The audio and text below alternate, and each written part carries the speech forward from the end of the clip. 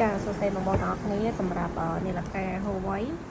Fit 4 Fit 5 ហើយនិង Fit 5 Pro ខ្ញុំមានចូល stock ហើយចូលគ្រប់ពណ៌ហើយតាំងពីស៊េរីបងសម្រាប់អវ៉ាន់វាមានតម្លៃ139និង249ហើយពណ៌ខ្ញុំមានពណ៌ដូចក្នុងរូបហ្នឹងបងអាចមើលតាមនឹងបានហើយសម្រាប់បដូរគឺមានថែមច្រើនមែនតើបងសម្រាប់ Fit 4 នេះគឺយើងមានថែមខ្សែមួយមានថែមកាស Bluetooth ហើយនឹងមាន free ដឹកហើយនឹងមាន free screen មួយទៀតហើយពិសេសជាងនឹងទៀតគឺមាន voucher discount តម្លៃ$20ជូនហើយសម្រាប់ Fit 5 នេះតម្លៃ139ប៉ុន្តែ discount រហូតដល់$40បងអញ្ចឹងបានន័យថានាឡិកាហ្នឹងដល់សល់តែ$99ហើយ$99ក៏យើងមានថែមខ្សែដូចគ្នាដែរប្រភេទខ្សែស៊ីន Huawei បែបអញ្ចឹងណាបងហើយនឹងកាស Bluetooth ស៊ីនមួយទៀត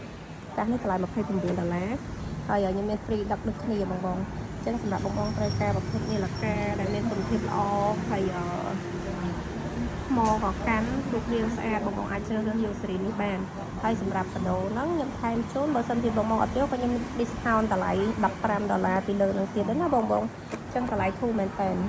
នេះសល់99បងអត់យកបដូរដល់$15ហើយនេះទី29អត់យកបដូរក៏ដល់$15ដែរអញ្ចឹងតម្លៃគឺពិសេសមែនតើអញ្ចឹងត្រូវការតាក់ទងមកបានអរគុណ